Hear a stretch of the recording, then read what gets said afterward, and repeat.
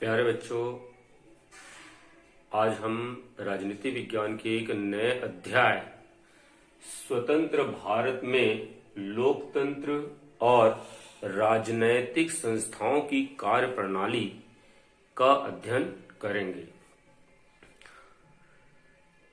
पिछले अध्याय में आपने पढ़ा कि भारतीय संविधान द्वारा शासन प्रशासन को चलाने के लिए कौन कौन से ढांचे बनाए गए और ये ढांचे क्या क्या कार्य करते हैं, इनमें आपसी संबंध किस तरह के रहे।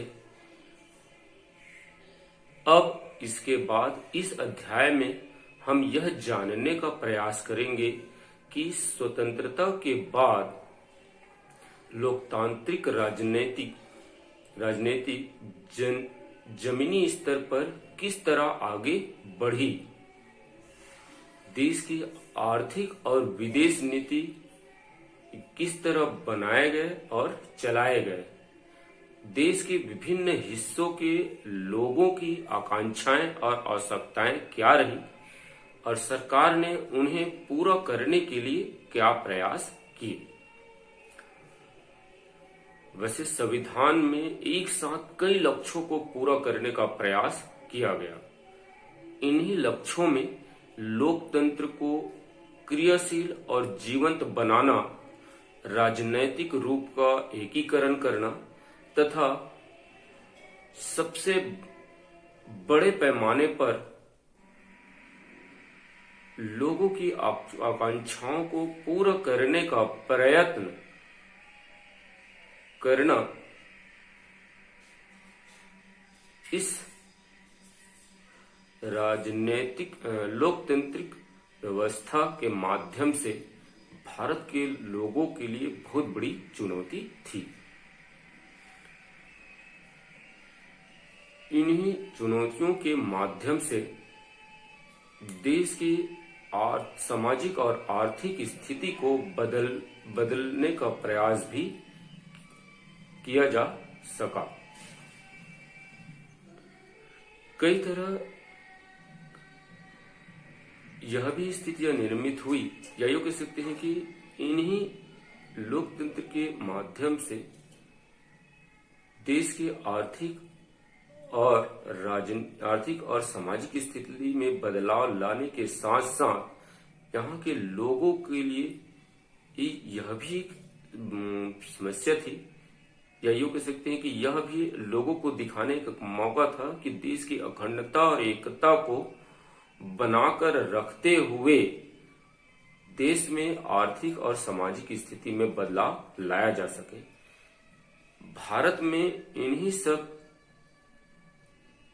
को देखते हुए इस स्थिति में बदलाव लाने के क्या प्रयत्न हैं, इन्हीं सब कारणों का अध्ययन हम इस अध्याय के माध्यम से करेंगे, जिसमें सबसे पहला आता है पहला आम चुनाव। नए संविधान के अनुसार पहला आम चुनाव लोकतंत्र की स्थिरता और सफलता के लिए सबसे महत्वपूर्ण चुनौती था। हालांकि हमारा संविधान सन 1950 को लागू हो गया था और पहला आम चुनाव 1952 में संपन्न हुआ। लगभग 18 करोड़ मतदाता सूचीबद्ध किया गया था। पहली बार वयस्क महिला और पुरुषों को चुनाव में मतदान करने का मौका मिला था। इस समय देश की भौगोलिक विस्तार और यातायात की समस्याओं को देखते हुए यह आसान काम नहीं था। इसमें मतदाताओं को समझाना और मतदान के लिए जागरूक करना भी आवश्यक था। इस समय देश के 85% जो लोग थे निरक्षर थे। ऐसे में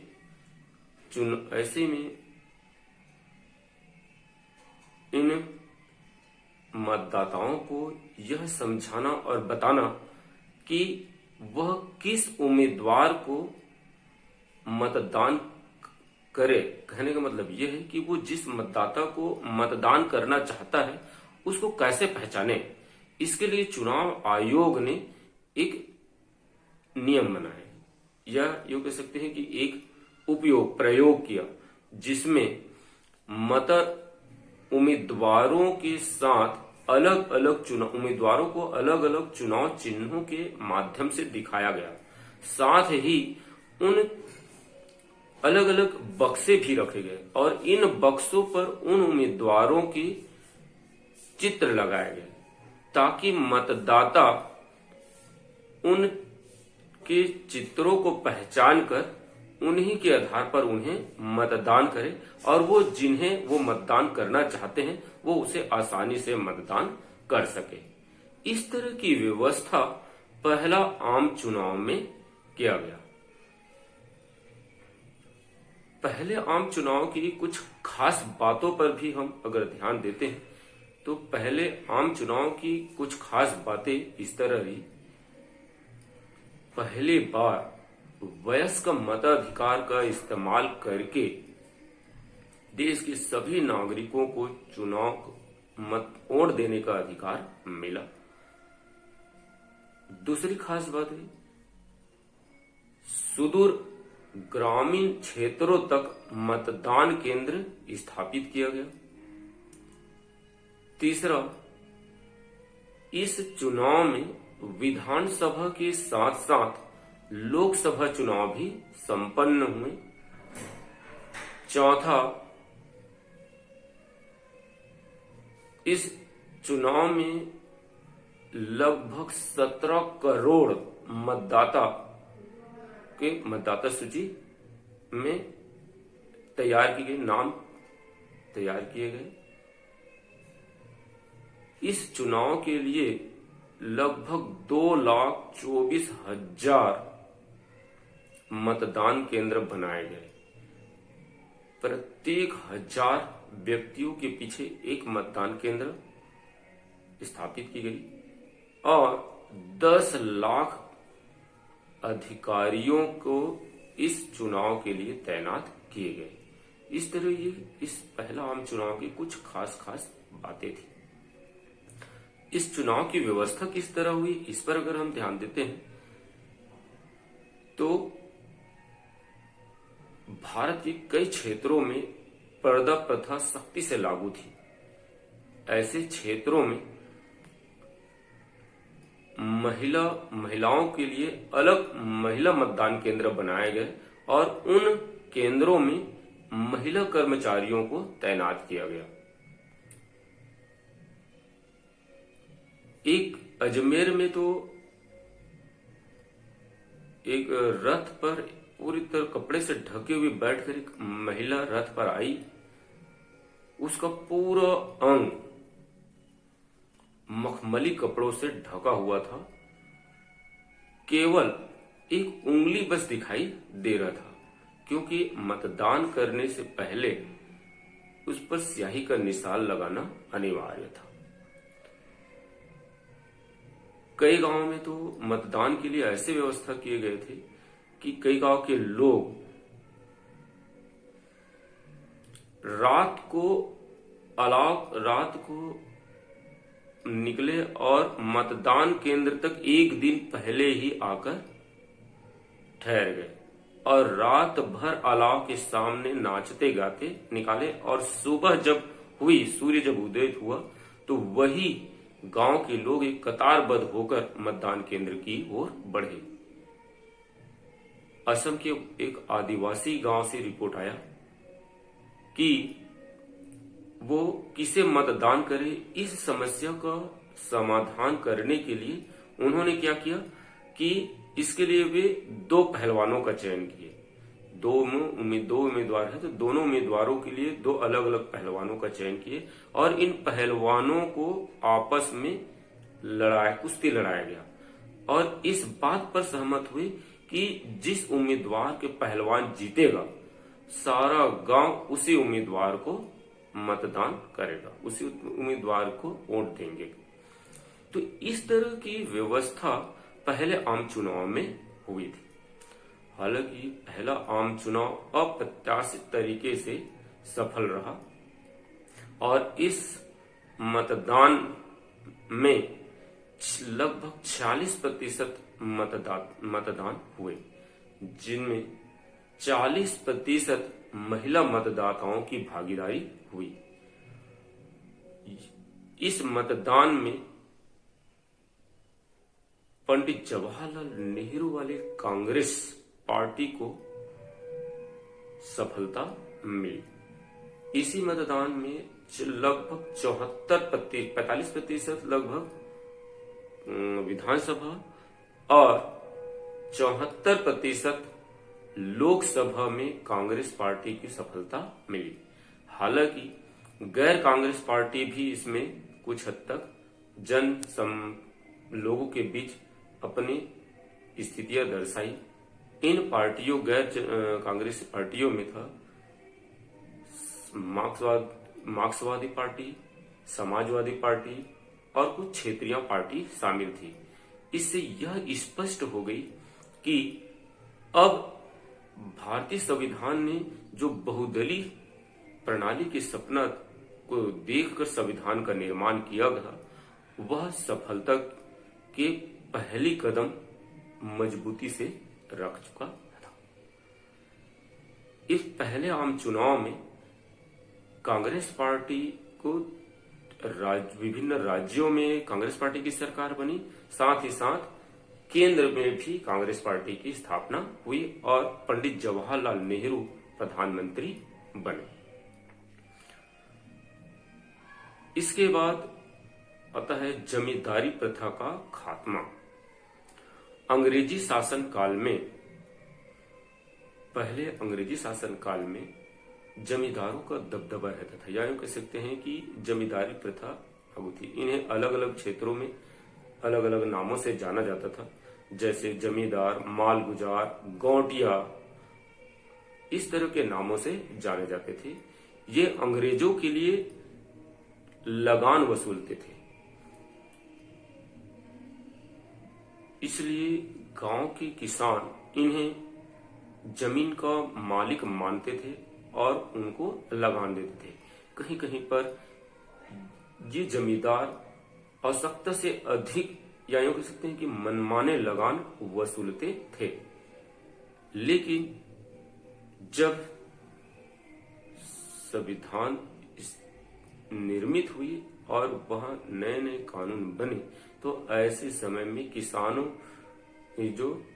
की जो व्यवस्था है, दशा है, उन्हें सुधारने के लिए आंदोलन भी चले और आंदोलन चलने के साथ जमींदारी प्रथा के खात्मा की भी बात कही गई और इसके चलते जमींदारी प्रथा को समाप्त कर किसानों के मध्य जमीन का वितरण किया गया, ताकि जो किसान है वो अपने जोत का मालिक बन जाए। सन 1956 तक पूरी तरह से जमींदारी प्रथा खत्म हो चुका था, लेकिन कहीं कहीं कुछ जमींदारों ने कुछ ऐसे व्यवस्थाएं स्थापित की जिनके माध्यम से वे अपने जमीन, कुछ कानूनी अड़चनें स्थापित की जिसके माध्यम से वे अपने जमीन को बचाने में कामयाब हो गए। तो आज भी कहीं ना कहीं जमींदारी प्रथा दिखाई देती है, हालांकि इसकी पूरी तरह से समाप्ति हो चुकी है। इस जमींदारी प्रथा के खात्मे से लगभग 200 लाख किसानों को लाभ मिला। कई किसान जो भूमिहीन थे वे जमीन के मालिक हो गए। इस तरह जमींदारी प्रथा की समाप्ति से भी किसानों को लाभ हुआ।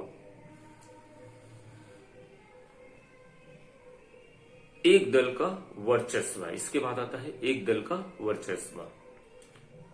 पहले आम चुनाव में जब 46% मतदान हुए और उसमें 45% विभिन्न राज्यों की विधानसभा और 74% लोकसभा में कांग्रेस पार्टी निर्वाचित होकर सामने आई, तो कांग्रेस की दबदबा अधिक हो गई, या यूं कह सकते हैं कि एक ही दल का वर्चस्व बना रहा। उसके कुछ साल बाद, या कहने का मतलब यह है कि 3 पंचवर्षीय 1952, 1956 और 1962, 57 और 62 में भी कांग्रेस पार्टी का ही दबदबा बना रहा। इसमें भी पंडित जवाहरलाल नेहरू की जो कांग्रेस पार्टी है वो विजयी रही और उन्हीं का दबदबा बना रहा। हालांकि बहुत जगह क्षेत्रीय पार्टियों ने भी अपना योगदान दिया और बहुदलीय प्रणाली, लोकतंत्र में बहुदलीय प्रणाली का विकास हुआ। यह कह सकते हैं कि धीरे धीरे और नए नए जो पार्टी थी वो उभरने लगी, जिससे संविधान के द्वारा देखा गया जो सपना था वो साकार होता गया कि बहुदलीय प्रणाली स्थापित होती गई। इसी बीच हिंदू कोड बिल भी पारित हुई। हालांकि संविधान लागू होने के बाद हिंदुओं में महिलाओं की जो स्थितियां थी वो उतनी सशक्त नहीं थी, और हमारा जो संविधान था उसमें जाति पाति के साथ साथ स्त्री पुरुष में जो अंतर की स्थिति थी, असमानता की व्यवस्था थी, उसे दूर करने के लिए ही हिंदू कोड बिल पारित किया गया था, ताकि जो महिलाओं की कमजोर स्थितियां हैं उन्हें सुधारा जा सके। और यह Hindu code bill doctor Ambedkar ने संविधान में प्रस्तुत किया, लेकिन कुछ हिंदू विरोधी लोगों ने उनका कड़ा विरोध किया।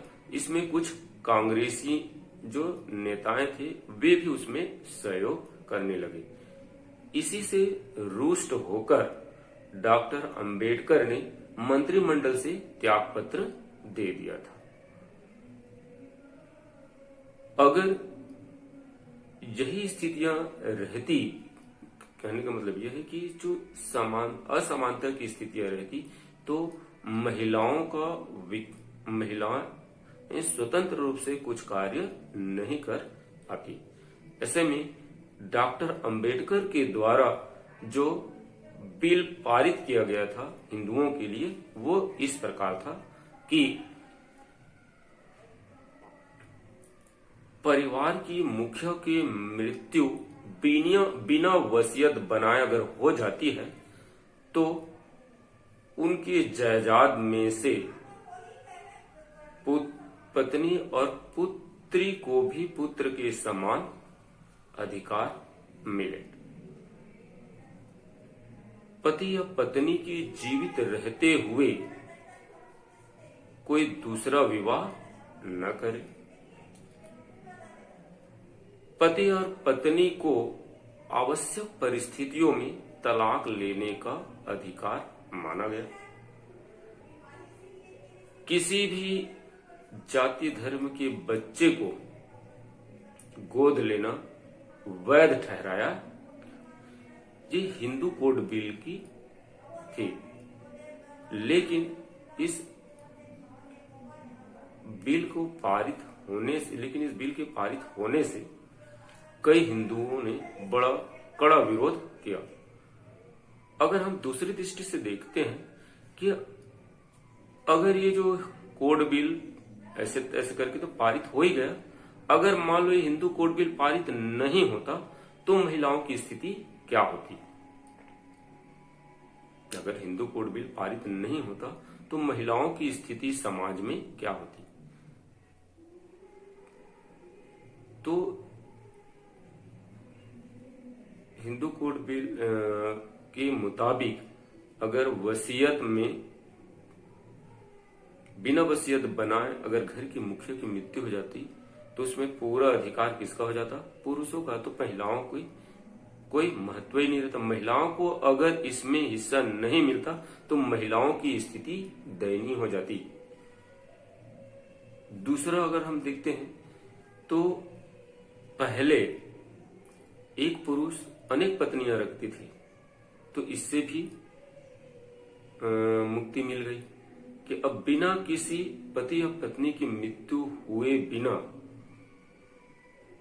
न तो पुरुष दूसरा विवाह कर सकता है और न ही स्त्री। तो इससे भी स्त्रियों को फायदा हुआ। ऐसे में स्त्रियों की स्थिति और खराब हो जाती जब उसकी पहली पत्नी की जीवित होते अगर कोई व्यक्ति दूसरा पत्नी या दूसरा विवाह करता तो जो पहले वाली जो स्त्री है उसकी स्थिति समाज में खराब हो जाती। आवश्यक या विशेष परिस्थिति में जो तलाक लेने की जो व्यवस्था है, अगर दोनों में कोई असामंजस्य की स्थितियां हैं या बहुत सारे ऐसे बातें हैं जिनके माध्यम से दोनों एक दूसरे से जुड़ नहीं पाते हैं, तो ऐसी स्थिति में उन्हें तलाक लेने की व्यवस्था हिंदू कोड बिल ने दी। अगर ऐसी स्थिति नहीं होती तो जो महिलाएं घरेलू हिंसा का शिकार होते हैं वो होते ही रहते। बहुत सारे ऐसे बच्चे जो अनाथ हो जाते हैं, उन्हें जो गोद लेने की जो व्यवस्था है उसे अगर वैध नहीं ठहराया जाता तो बहुत सारे अनाथों की संख्या बढ़ जाती और ऐसे बच्चों को संभालने के लिए कोई शासन और प्रशासन की व्यवस्था नहीं हो पाती। इसलिए जो हिंदू कोड बिल पारित हुई वो सामाजिक दृष्टि से भी बहुत आवश्यक था। धन्यवाद।